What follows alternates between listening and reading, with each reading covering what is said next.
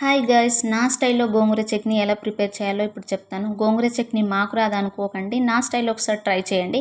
First అయితే pan పెట్టేసుకొని 2 table spoon oil వేసుకున్నాను. కొన్ని మెంతులు, జీలకర్ర, మినపప్పు, శనగపప్పు, కొన్ని ధనియాలు యాడ్ చేశాను. తర్వాత అయితే కొన్ని నువ్వులు కూడా వేస్తున్నాను. నువ్వులు వేయడం వల్ల చట్నీ ఫ్లేవర్ చాలా బాగుంటుంది.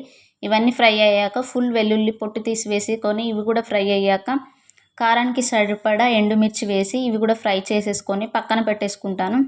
ఇదే ప్యాన్లో 2 టేబుల్ స్పూన్ ఆయిల్ వేసుకొని కొంచెం జీలకర్ర, పసుపు వేసుకొని బాగా కడిగిన గోంగూర కూడా వేసి కలిపేసుకొని మూత పెట్టేసి పక్కన పెట్టేసుకుంటాను. అవి ఫ్రై అయ్యే వరకు బాగా ఫ్రై చేయాలి. అంటే ఆయిల్ పైకి తేలే వరకు, పచ్చివాసన పోయే వరకు ఫ్రై చేసుకోవాలి. అప్పుడే చట్నీ టేస్ట్ అనేది చాలా బాగుంటుంది.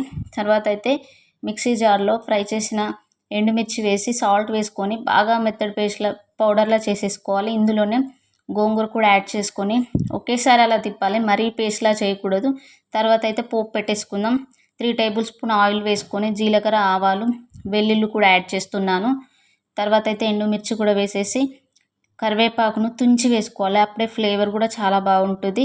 ఇందులోనే కొంచెం ఇంగువ కూడా యాడ్ చేస్తున్నాను. ఇంగువ వేయడం వల్ల చట్నీ ఫ్లేవర్ చాలా బాగా వస్తుంది.